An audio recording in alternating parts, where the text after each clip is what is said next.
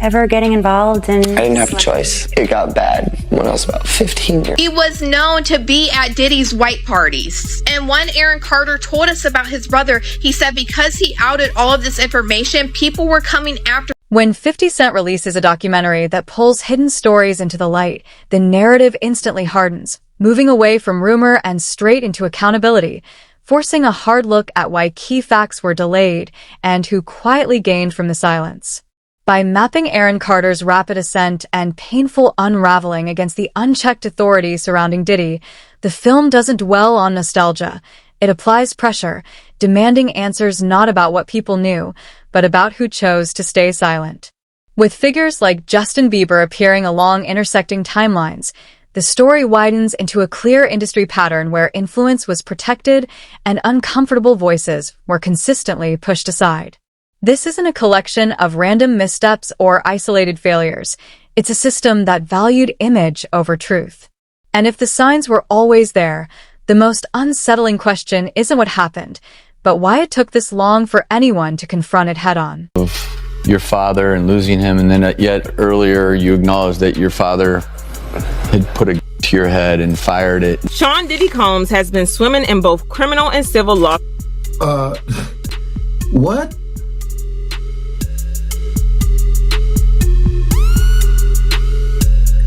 Wow. Talking about a transition. Man.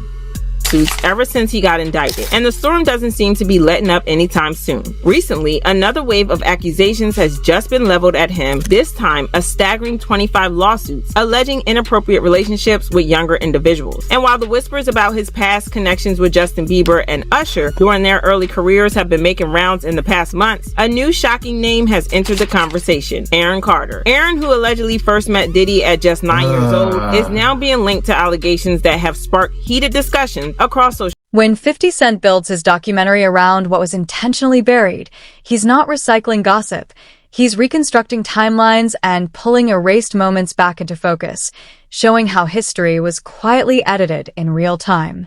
The film treats silence as evidence, pressing viewers to confront why key stories were stalled, who steered the narrative away from scrutiny, and how unchecked influence was allowed to expand behind closed doors. Every time you think you've heard it all, another layer of darkness gets peeled back. Right. With the way things are unfolding for Diddy, this might just turn into the scandal of the century. Aaron Carter! I just want to make everyone happy and just love and do my music. Do you honestly think that that's the depth? You know, I know who Aaron Carter is, but I don't at the same time. I forgot what it was that he actually did. But I believe he came from one of those, was it like a Disney show or something like that? I believe so. Because he has a brother, yeah. Definition of a meth head and a crackhead, teaching my niece her first dance moves. Making music on my bed. Aaron Carter was once the golden boy of pop, a wildly talented child star whose meteoric rise to fame was nothing short of remarkable. He was only 9 years old when he dropped his self-titled debut album, captivating audiences everywhere and securing his spot as one of the biggest child stars to ever grace the music industry. Carter was tipped to do great things and have a long, successful career, but as bright as his star burned, it faded just as fast. Fame at such a young age can take its toll, but there was so much more that contributed to the downfall of Aaron's career. Several insider sources have suggested that Aaron may have been a victim of manipulation and the toxic culture. By re-examining the ascent and breakdown of child stardom, the film frames Aaron Carter not as a passing headline, but as a stark example of exposure without protection, revealing how talent was celebrated while real support was missing. And if silence is never accidental, the documentary pushes an unavoidable question to the surface: who stood to benefit most from keeping that silence intact for so many years? How you holding up? I'm doing good, man. You doing good? Yeah, staying strong. It's been 8 months of a lot of turmoil and back and forth. But at this point, I think that I've got it under control. I'm doing everything that I need to do, and just focusing on my music, which is what I love. It's my passion. And really just, you know, taking care of my aftercare, you know, and which consists of what? The care. You're doing what you have to do. So what does that mean to you? So basically, a lot of people in the news, there's hundreds of posts from media, and they all said, you know, that I'm 165 pounds, and when I checked into rehab last time, I was 117, same weight that Michael Jackson died at, actually. And 117 pounds. Yeah. I got my weight up and I kept it the whole time. I've managed to turn my life around. I'd be able to purchase houses, flip houses, be a real estate mogul, do touring after all the... So you're buying and flipping houses, huh? Yeah. And I see that this one is for sale right now. Is up for sale. This one's up for sale. Yeah, so Christy Olympus is she's like my big sister. But she's my real estate agent. She got me to my first house, which was only like about a mile away from here. Yeah. And then flipped that one from 420 to 620, got $200,000 profit. I bought this one. Aaron Carter's ascent unfolded before he had the chance to build any real safeguards in an industry that monetizes youth while delaying accountability, and the documentary places his early achievements alongside mounting instability to show how access is often disguised as opportunity until it slowly becomes dependence. The message lands hard. When a young performer's value is defined by output, warning signs get brushed off as stress instead of recognized as risk, forcing viewers to face the point where ambition overtakes responsibility and the obligation to protect is traded for success. A lot of other stuff that's going on with that. You know, they look at the they look at the stuff, they look at this right here, bro. First and foremost, all the companies that you have, you understand, and I know some people have trust and have companies in their kid's name. This man never put anything in his name. Why? It's either his mother, his son, you know what I'm saying, his kid's name and everything like that. He had 18 companies that was giving him some kind of revenue. Why is nothing really in his name? Is there some kind of tax evasion? They looking at that. You understand? You got people in the industry that's been saying for years, this man is having sex with underage. So now the federal government is looking at that like, yo, when is somebody going to come forward? We got this information, this alleged information, but nobody's willing to come forward. Then they go on to say, yo, Shakur Stewart mysteriously dead. Supposed to be a self-inflicted wound. Person that had everything going for him in their life. Kim Porter dead. Somebody's car gets blown up.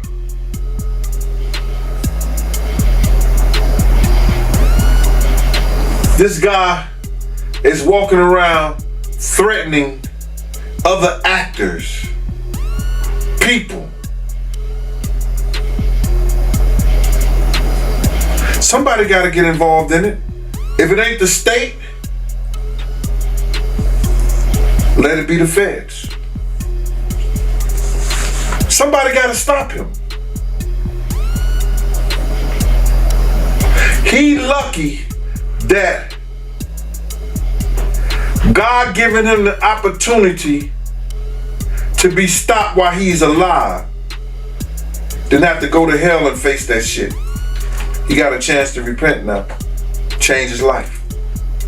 You mentioned minors, you know, and a lot of people have been trying to drag Justin Bieber into this situation because there's a lot of like suspect looking videos with Diddy and Bieber in it, and you know they're making a lot of allegations. Same way they made allegations about Usher. The film keeps returning to one uncomfortable theme: proximity, breaking down who remained closest to power, who controlled the gates to opportunity, and how influence is almost never random. Diddy appears not as a verdict or conclusion, but as a recurring figure threaded through stories of guidance, elite circles, and status, with the documentary avoiding direct claims while carefully mapping relationships instead. By tracing patterns rather than pointing fingers, it suggests that real power often operates through quiet connections and unwritten arrangements, not official titles. And if accountability lives in those gray spaces between roles and authority, the film ultimately presses institutions to answer a harder question: how responsibility should be tracked when influence is exercised without ever being formally claimed. Do you regret ever getting involved in... I didn't have a choice. It got bad when I was about 15 years old, because when I did MTV Cribs, the day that I had to go show off that house, my mom and my dad told me, we're getting a divorce, but you still have to go do this. I had to go show off all the stuff my whole life that was going to be taken. One of the documentary's most sobering threads lies in its careful record of Aaron Carter repeatedly seeking help in public view, moments presented not as spectacle or breakdown but as restrained evidence of fear, isolation, and a dawning realization that something was deeply wrong and the sense of danger was closing in. Died from that pneumonia. Yes. You know, just like Kim, just like Brittany Murphy. That pneumonia ain't no joke. Hey, every time somebody get to telling the truth about someone, whoever's been lying, they just say a little prayer and then the pneumonia comes. Real life.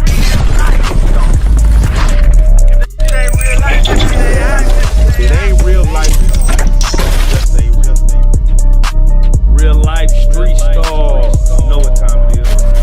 Oh no, it's all good. But Uncle Ron, Beyonce's ex-bodyguard, who threatened to expose them. Yeah, threatened to expose them. I believe in 2023. Is deceased. He's passed away. Allegedly, that's what they are saying. Allegedly, that is what they are saying. What are your thoughts on that? Well, they said he died from that pneumonia. Yes. You know, just like Kim, just like Brittany Murphy. That pneumonia ain't no joke. Hey, every time somebody get to telling the truth about someone, whoever's been lying, they just say a little prayer and then the pneumonia comes, and then yeah. A lot of people been getting that pneumonia. I'm surprised they didn't try to say that Liam. The documentary spreads the moral burden across everyone involved, showing how audiences watched, platforms amplified the signals, and still no meaningful intervention followed, revealing a system where pain could be visible to millions without prompting real protection. When distress is shared so openly and so clearly, the film sharpens an uncomfortable question that can't be ignored. Who is actually responsible for stepping forward and taking action when the warning signs are impossible to miss? But you know, he went over that balcony. But the thing is, they say he went on his own. But there's two other things that I considered as I speculate. And this is all my speculation. None of this is true yet. But what if somebody told him he had to jump off? Man. What if he would have rather jumped and be tap out? Right. You know? Or maybe imminent danger was there. And it's alleged that only escape. Right. It's alleged that he had Tootsie. No, that's not alleged. That is a fact. There, Rook. It was found in his system in his autopsy. That's not alleged. That's crazy. The Tootsie, yeah.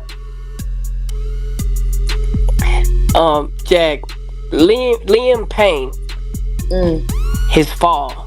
There's a lot of alleged things they're saying that happened. On multiple levels, his fall. There's a lot of speculation. personal life, right, health. What is his ties to Diddy? I mean, all of those kids from that era, even the British bands, they all partied with Diddy. I'm just...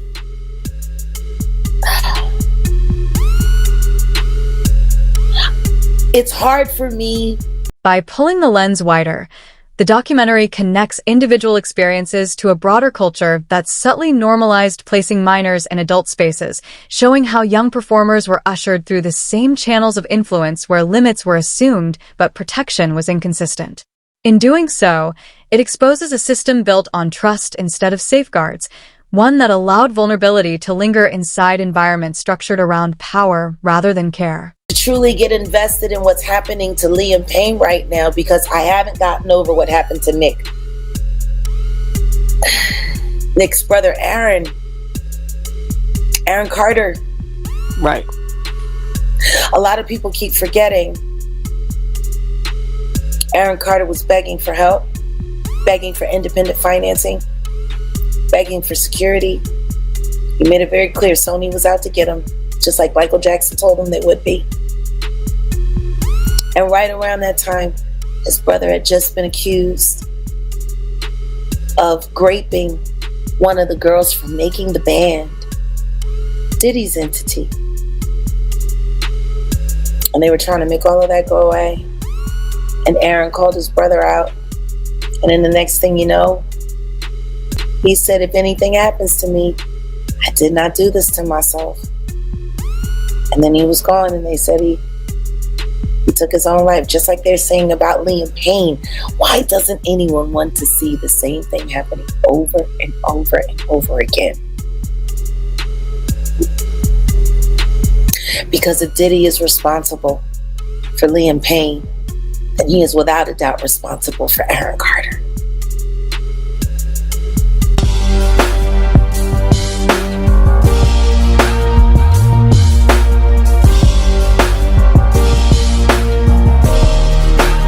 Shout out reality street stars, nigga. Move. This is where references to Justin Bieber surface, not as blame or direct comparison, but as contextual evidence of a familiar route the industry has repeatedly carved out for young talent. And when those same patterns echo across different eras and faces, the documentary presses viewers to confront an uncomfortable reality. At what point does repetition stop looking like chance and start looking like design? You know what I'm saying? It's like 150 hugs. You're a public person as well, and there was one instance in Harlem, and his reaction when those people went away. Got in the car and said, I feel like I need to wash, like I'm dirt. That was, it should show you his character. Was that the reason for including it? Yeah, I mean, what's the odds that you would do that in front of a camera? Like that's one of the moments where he forgot he was on tape. How do you respond to people who say that it's more about the disdain that you have for Sean Combs than it is for giving the victims a platform? What they consider a pre-existing beef, right, for 20 years, right, is me being uncomfortable with him suggesting that he takes me shopping, or I looked at it like it was like a tester, like maybe you'll come play with me, type of thing, right? And it's not personal. I think it's important to also let people know that the show is not completely the perspectives of people that did not like Sean. We weren't trying to just get the highlights, the salacious details, that the real goal was to storytell. And not everyone needed to have an allegation to be a part of this project. The 4-part series also features 2 jurors from Combs' trial who are speaking for the first time about how they reached their mixed verdict, finding Combs guilty of 2 prostitution offenses, but clear of racketeering and sex trafficking charges, both sharing their thoughts on the relationship between Combs and singer Cassie. Juror 75 describing them as 2 people in love, and Juror 160 saying in part, domestic violence wasn't one of the charges. Cassie, is she a victim in all this? I believe Cassie's a victim in all this because she came in she's like 18, like 19 years old. in the very beginning. After a while, over time, you condition for it. The goal of what the film is trying to do is to let the audience kind of come in to ask questions like, were their decisions colored by certain things, and who got the benefit of the doubt, in that courtroom? Do you think that hip-hop culture was on trial as much as Sean Combs was? Look, if I didn't say anything, you would interpret it as the hip-hop is fine. The documentary frames silence as an organized force sustained by loyalty, fear, and image management, exposing how many adults surrounding young artists likely knew enough to stay quiet while publicly claiming distance. That dynamic creates a shared burden where blame is diluted, no single figure is fully named, and yet the damage is allowed to continue without resistance. By laying out how partial awareness and collective inaction can coexist, the film corners viewers with an uncomfortable reality. When everyone knows something and chooses restraint over truth, accountability doesn't disappear. It simply becomes harder to escape. Footage of Sean Diddy Combs in the days leading up to his arrest in New York last September. You want to put the stuff in my fanny pack, King? The exclusive video obtained by Netflix shows Combs debating with his lawyers about strategy. So they're saying it's his lawyers. How on earth did 50 Cent get a hold of footage of his lawyers? Now, one could say, isn't that privilege? How is this footage allowed? Now, you could also argue because someone's filming, there's other people there, you lose privilege. I've learned that in my appeals case. I have not filmed any of my legal meetings on purpose, because if you film it, well, then it gives up your privilege in a way. So I'm assuming that's how they're getting away with this, because he's filming conversations with his lawyers, whether they knew or not. That footage, now that it's gotten in the wrong hands, or I guess different hands, isn't a longer privilege. I want to get a lawyer on to sort of confirm it, but I gotta be honest, I'm kind of shocked. You'd think, well, this should all be included, should it not? Listen to me. I'm gonna get off the phone right now, and I am going to let you professionals look at the situation and come back to me with a solution. No matter what nobody said. Let's just here and there, y'all are not working together the right way. We're losing. The footage is like the way he's bossing around these high-powered lawyers is so revealing. Part of a new, highly anticipated docuseries by director Alex Stapleton and rapper and executive producer. Look at that smile. Look at that smile. Oh, he's loving this. Jackson, titled Sean Combs, The Reckoning. Was there anything that surprised you when you were watching? I think it was surprising that he actually filmed it. It was very interesting to watch a man who's known for his brand presence. He has a really amazing knack for marketing and all of that, and how he was sort of taking that into account in how he was coming off to the public. We knew that was coming, by the way, because we learned that throughout, as he was using his own kids to post birthday messages and etc. Like, this guy wants to control everything. The exclusive video also shows Combs in Harlem greeting fans. He's like, oh yeah, look at all these. This wasn't yeah, what's up? Let me shake your hands. Yeah, let me take this. He thrives in this. This is when people recognize him. What up? Like, barely anybody there. And he's like, yeah, everybody's here looking at me. He's like the quarterback that can never graduate, it feels like to me. I need some hand sanitizer. Hold on. I got it. I've been out in the streets amongst the people. Yeah, I gotta take a bath. I've been in the streets amongst people. I gotta take a bath. He's like horrified. He's disgusted by it. Like the amount of people that actually I'm coming in contact with, like that's what I have to do. A defining turn arrives when informal theory gives way to formal scrutiny, as documented filings, professional assessments, and structured investigation replace casual talk, sharpening the tone without drifting into spectacle. The film favors control over outrage, opting for disciplined analysis instead of dramatic claims, handling names with care, and weighing information with precision. That shift carries real weight because it separates public curiosity from genuine institutional accountability, pressing a crucial question into focus. If truth only gains legitimacy through structure, why was that structure absent for so long? $15,000, you know what I'm saying? You can sit here and tell me that you're going to pay me for my time sitting right down here with y'all. You understand? So then, one thing led to another, and I was like, yeah, all right, well then, F you, I spoke to 50, and then she said 50, and this is exact words that came out her mouth. 50 does not determine what goes in and go out of this documentary. And he definitely don't pay. He determine what somebody get paid. It's not his documentary like that. I was like, oh, so if it's not his documentary and I spoke to him like that, I don't need to be doing nothing with you because I'm doing this on the strength of him. But you gonna pay me if I do it. So it went back and forth, you know what I'm saying, for a little bit, and then they had Kirk Burrows giving me calls and everything like that. What are you calling me for? You know what I'm saying? I'm not. Get out of here. I know what kind of dude you is anyway. Me and you cool and everything, Kirk, but don't call me about no business with this stuff like that. And then what I found out is that he was making a deal, cutting a deal for himself as well as Tim. You understand? And I was trying to get a deal for all three of us. You understand? So that's how them industry cats go. You know, that's what they do. You know what I'm saying? So I'm looking at it like this. So then he called me back again, and I told him, like, listen, man, don't you ever call my phone again, Kirk? You know what I'm saying? Because we had got into it about somebody calling him. He told me Groovy Lou called him and wanted to know why Gene's still doing this, the Puff and everything like that. And I mentioned it on the Gene Deal show. You understand? I said something. Then he called me back like I was lying. And listen to me, Kirk. Don't call me about what these clowns and these niggas say right here, bro. And especially don't call me talking about what I gotta fix, when in fact you know what you told me and you know what our conversation was. You know what I'm saying? So the whole thing about why I'm not in the thing, the lady was talking greasy to me.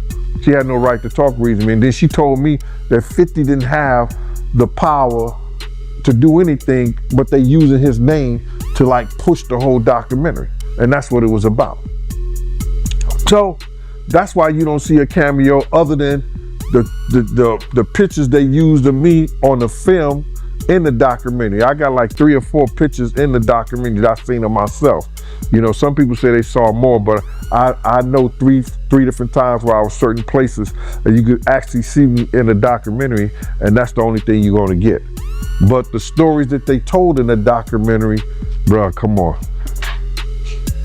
They could have went a whole lot deeper. They could have did a whole lot more. So I ain't in the documentary because that lady that was the director, I think, what's her name? Alex, Alex State, you know her name? The documentary lays bare why dissent was so rare, illustrating how raising concerns carried real professional risk, while silence quietly preserved careers, access, and standing. Within that climate, 50 Cent positions himself as a disruption to the pattern, prepared to absorb backlash and criticism to force examination, not because he claims final answers, but because he rejects the idea that accountability should have been delayed, diluted, or deferred for the sake of comfort and image. I usually leave these things to the end of my interviews, but I really gotta say, rest in peace, Aaron Carter. Yeah. You actually called me the other day to break the news to me. Mm-hmm. And this is someone that we both interviewed multiple times. I was shocked. How did you feel when you heard the news? Yeah, I was definitely shocked. But at the same time, I mean, I had interviewed him, I think maybe like a week and a half before he passed. I'm not sure, but it came out 3 days before he passed. Huh. And when he came in that time, he definitely was not in a great mental state. Like I remember you saying that you hadn't interviewed him for like over a year before he passed. It was the same thing with me, where I was kind of interviewing him regularly, and then I didn't do it for a period of, I don't know, a year or two. And then I decided, like, okay, he hit me up. I'm like, let's do it. I want to see how you're doing, check in. Came in to do the interview. It wasn't great. You know, he was drinking lean. And he was drinking lean in the interview? I mean, he tried to deny it, but it was like super purple. He's got a double cup. I don't know what else it would have been. But, you know, he's just kind of like slurring his speech. And, you know, I heard that him and his girl broke up again like 2 days after we did the interview, because she was there, like posted up, like, and I guess they had been through this dramatic breakup. And some of the stuff that I was talking to him about was super depressing, like him having his kid taken away by the state or whatever. And, you know, at one point I'm trying to like tell him, like, you got to get your kid back, dude. Like, you can't be thinking about anything else. You got to just be focused on how to get your kid back. And then I start to think. The film makes it clear that this isn't bravery for show, but risk as the real cost of accountability, where honesty brings exposure instead of applause. By framing truth-telling as something that threatens status rather than enhances it, the documentary sharpens its most unsettling challenge yet. If speaking plainly places the messenger in harm's way, what does that say about the system working so hard to shield itself from scrutiny?